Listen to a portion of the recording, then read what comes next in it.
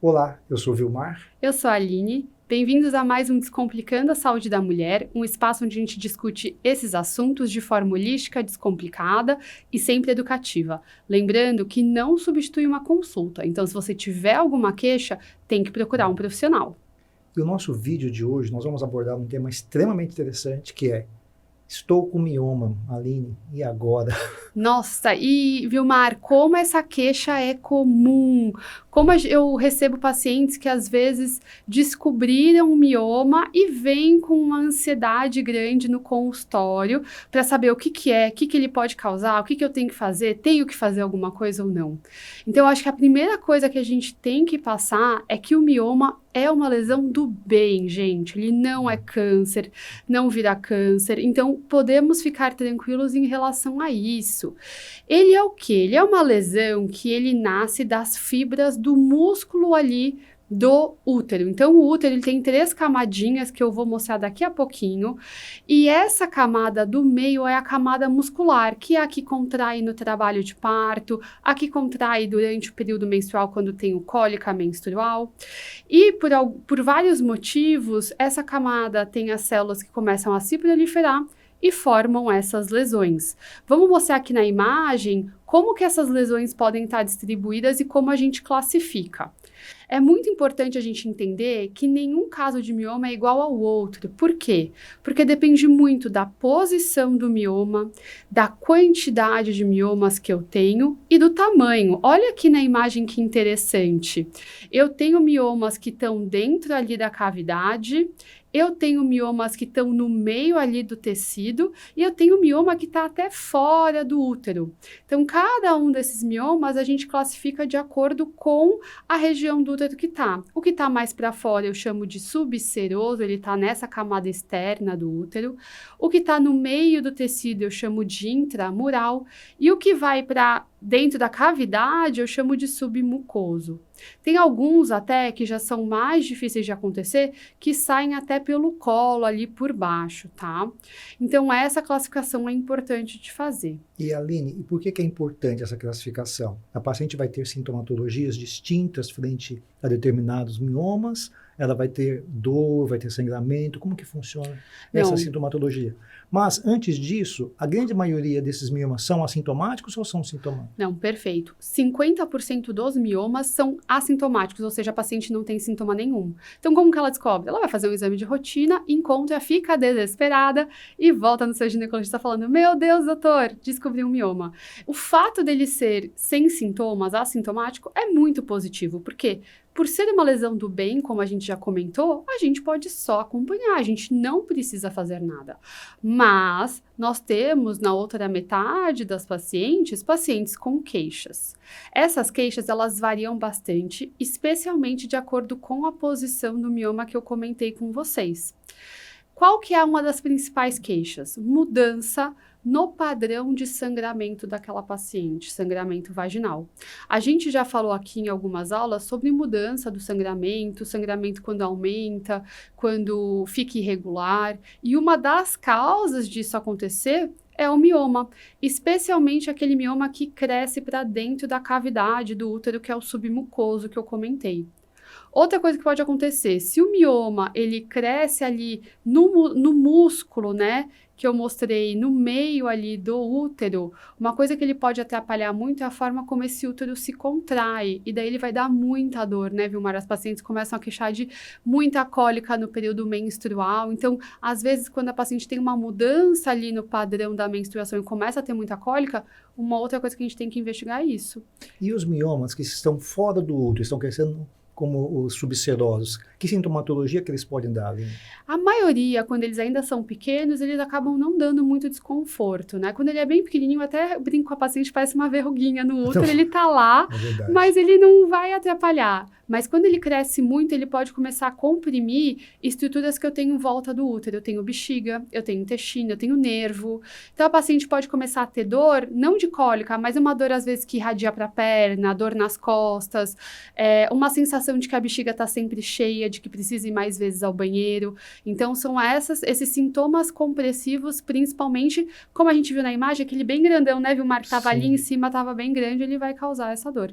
E, Vilmar, o mioma, ele acontece por algum motivo específico? Ele é multifatorial? O que a gente pode falar? Então, como toda lesão proliferativa, ela é multifatorial. A paciente tem fatores pode ter um fator predisponente, por exemplo, familiar, a mãe tem, a avó tem, a tia tem, todo mundo naquela família tem, e ela também tem mioma.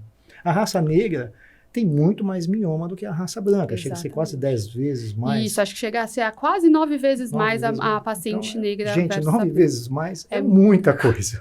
É muita coisa. Não? Então, são fatores que predispõem ao mioma. Mas ele é tão prevalente, que existem estudos de autópsia pós-mortem mostrando que até 50% das autópsias você encontra mioma. Pois então, é extremamente frequente. Muito. A gente não pode dizer quais são os fatores mais importantes para predispor ao mioma, porque ele é muito prevalente. Muito. Né? E hoje, com acesso à saúde, a gente acaba descobrindo esses miomas que a paciente não sente nos exames, mas antigamente não tinha isso, né? Sim, então, a paciente vivia, né, a vida inteira sem nem saber que tinha, às vezes descobria só no pós-mortem. Mas, Aline, tem aquela paciente daí que chega no consultório e ela está preocupada porque ela, doutora, nunca tive filhos, eu estou com 30 e poucos anos, será que vai prejudicar, comprometer a minha fertilidade?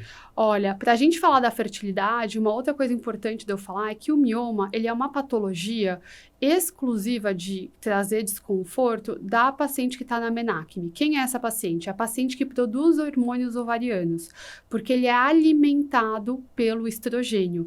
Então, a menina que ainda não menstruou, a mulher que parou de menstruar, normalmente esses miomas não dão trabalho se elas tiverem. Mas a menina que ainda menstrua é quando os miomas podem dar trabalho.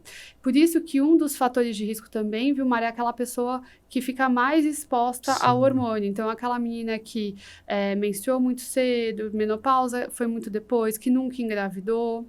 E qual que é a questão do mioma e a fertilidade? É aquilo que eu comentei. Depende muito da localização do mioma, da quantidade, do tamanho. Se ele estiver em uma localização que venha a dificultar o encontro do óvulo com o espermatozoide, ou até mesmo dificultar uma possível implantação do embrião já formado, ele pode sim ser um fator importante para dificultar uma gestação, ou até mesmo, dependendo da localização, se ele comprometer muito a camada de dentro do útero, ele for muito grande, ele pode até comprometer a evolução de uma gestação. A paciente engravida, mas ela acaba tendo aborto porque o bebê não tem espaço para aquecer, aquela estrutura não consegue evoluir de forma adequada. Então, tem esse risco. É para todas? Não, é a menor parcela. Mas uma das coisas que precisam ser investigadas é justamente isso. E se a paciente tem este mioma, ela já teve 2, 3 abortamentos espontâneos, vale a pena ela operar esses miomas, fazer uma retirada desses miomas? Vale a pena investigar, então vale a pena a gente complementar. Antes da gente falar isso, como que eu diagnostico um mioma, então, para a gente falar disso, gente, né? Como é que diagnostica? Como que será que eu chego nesse diagnóstico? Acho que basta uma ultrassonografia bem feita, não? Exatamente. Então, na paciente que vem com queixa pra gente, comecei a ter uma piora do meu sangramento, comecei a ter dor, a primeira coisa que a gente vai tentar fazer é um exame de imagem dessa pelve para identificar. E o principal exame vai ser a ultrassonografia transvaginal na paciente que já pode fazer o exame, pélvico nas pacientes que não podem, justamente porque ele é extremamente sensível e consegue ver bem. Agora, se porventura eu fiquei na dúvida, não sei direito, não sei se é um mioma mesmo, eu posso abrir mão e complementar com outros exames, ou até mesmo se eu vou programar a cirurgia, que foi o que o Vilmar acabou de perguntar. E aí, como que eu trato esse mioma, né? Como eu faço esse tratamento? Primeira coisa que a gente precisa saber: quantos miomas, localização e tamanho. Falei muito isso, mas é que isso é muito importante. E 2, desejo gestacional da paciente, porque isso vai realmente pesar muito na hora de você optar pelos tratamentos disponíveis, né, no momento. A gente sempre tenta fazer um tratamento conservador inicialmente, né, Vilmar? A gente nunca vai ali com tiro de canhão, a gente sempre tenta resolver da forma mais fácil. De tratamento conservador, eu tenho os não hormonais, que são basicamente medicamentos para controlar volume de sangramento, dor de cólica, entre outros sintomas que a paciente pode ter. Pacientes que estão sangrando muito de forma irregular, que não têm desejo gestacional, uma das formas da gente tentar controlar esse sintoma são os métodos hormonais, contraceptivos, que têm diversas vias, pode ser oral, injetável, podem ser os mais de longa duração, para tentar controlar esse sintoma. Agora, se a paciente tenta fazer o tratamento conservador e não tem uma boa resposta, aí eu tenho que partir para cirurgias. E de cirurgia também a gente tem algumas opções. A gente pode, quando a paciente tem desejo de manter o útero por uma futura gestação, tirar apenas os miomas, que chama de miomectomia. É uma cirurgia muito interessante para esses quadros.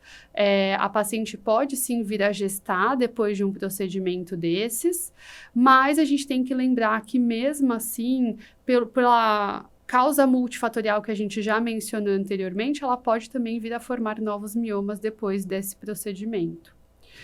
Tem alguns casos que a gente pode tentar fazer a embolização de umas artérias que ficam próximas ali do útero, justamente para diminuir o fluxo de sangue para esses miomas, para ver se eles param de crescer e às vezes até diminuem, tá? Isso também é uma tentativa feita por radiointervenção e é uma tentativa da gente tratar o mioma de forma um pouco mais agressiva, mas sem necessariamente partir por um procedimento cirúrgico mais abrangente. E, em última instância, Vilmar, não vai ter saída, né? Se a paciente não responde a nada, ou até mesmo não respondeu ao tratamento conservador e não tem desejo gestacional, o que a gente pode fazer para essa paciente? E principalmente se ela for muito sintomática, não, Exato. Aline? Essa paciente vai acabar ganhando uma esterectomia, retirada do útero, não? Exatamente. E é sempre importante frisar que no passado, essa cirurgia, ela é feita de forma aberta. E hoje, na grande maioria dos casos, essa cirurgia é feita via laparoscópica. Então, é uma cirurgia muito menos invasiva, não, Aline? Muito, recuperação. E com pós-operatório muito melhor para os pacientes. Nossa, nem não? se compara. E a perda sanguínea que ela vai ter no intraoperatório, recuperação nota 10. E tem alguns lugares que já fazem por robótica também, que é melhor ainda a recuperação, menos dano de tecido para paciente, menos inflamação. Então, realmente, a tecnologia em volta do tratamento cirúrgico cresceu muito, o que é só vantagem para a paciente. Ótimo. Então, acho que nós chegamos ao final desse nosso videocast, mas precisamos dos 3 pontos-chave dessa sua apresentação. Exato. Não, então, vamos falar dos 3 pontos-chave da nossa discussão de hoje. 1. O mioma é um tumor benigno ginecológico, então a gente não precisa ficar com medo de ser um quadro de câncer. 2. Mais de 50% das pacientes são assintomáticas, então você pode encontrar um mioma num exame seu de rotina e se você não sente nada, não se preocupe, pode só acompanhar. E 3, para a gente avaliar e definir o plano terapêutico, o tratamento adequado, é muito importante levar em consideração o desejo gestacional dessa paciente, além de outros fatores. Certo, ótimo, Vilmar? Aline, ótimo. Perfeito. Então, agora falta só que vocês deem o like, exatamente. vocês se inscrevam no canal e não deixem de fazer os comentários abaixo, porque ou eu ou a Aline iremos responder as perguntas que vocês fizerem. Eu tenho certeza que de mioma todo mundo tem dúvida. Exatamente, muito. É uma queixa muito comum muito mesmo. Comum. Combinado, então até a próxima. Obrigado. Tchau, obrigada.